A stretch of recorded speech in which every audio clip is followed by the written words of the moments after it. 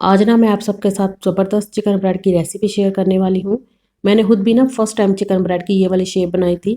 बहुत अच्छी soft bread बनी थी। हमने ना सबसे पहले 2 कप मैदा लेना है।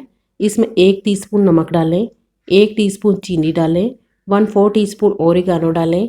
एकदम बेकरी जैसी सॉफ्ट डो बनाने के लिए ना ब्रेड अम्ब्रोगल डालें 1/4 टीस्पून। ये ना हर बड़े स्टोर और बेकरी से आसानी से मिल जाता है। इसके साथ ना चिकन ब्रेड, पिज़्ज़ा, बंद वगैरह बहुत ही सॉफ्ट बनते हैं। यहाँ पर ना मैं ये सोच रही थी कि मैं इसमें क्या ऐड करना भूल गई हूँ। बार बार ना सारी चीज़ें चेक कर रही थी। मेरे हिसाब से तो मैंने सब कुछ ही इसमें ऐड कर दिया था, पर मेरा दिमाग अभी तक इसी बात पर अटका था कि मैं कुछ ऐड करना भूल गई हूँ।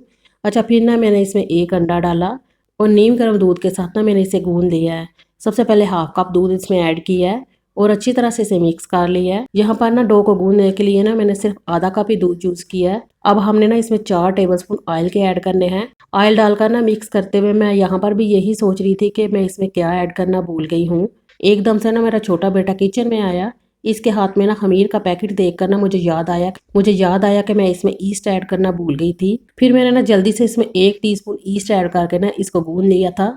मैंने सोचा कि देखते हैं, अगर डो ठीक बनेगी तो फिर मैं ये यूज़ कर लूँगी, अगर नहीं तो दोबारा से गूंद लूँगी। आपने ना ईस्ट को चीनी डालने के बाद ना साथ ही इसमें ऐड कर देना है। अब ना इसे 1 टीस्पून ऑयल लगाकर कवर करके 2 घंटे के लिए रख दें।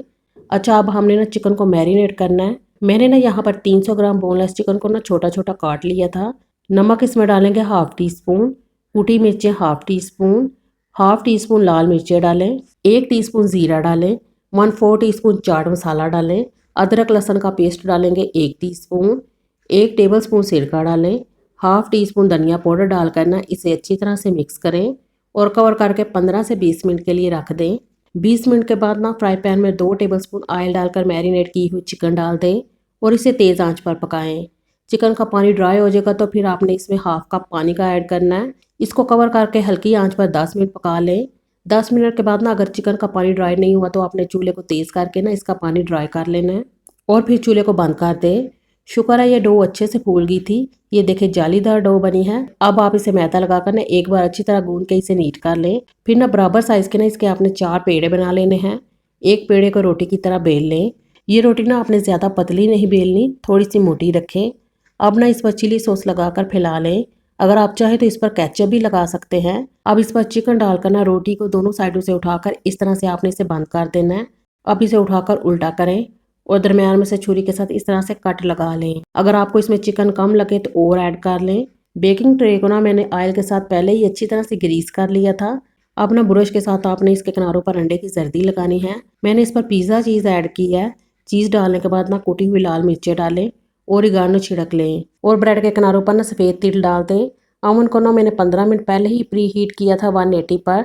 अब इसमें ब्रेड रख के ना इसको बेक कर लेंगे। ब्रेड को बेक होने में ना 20 से 25 मिनट लगेंगे। 25 मिनट में ब्रेड जो है ये बहुत अच्छे से बेक हो गई थी।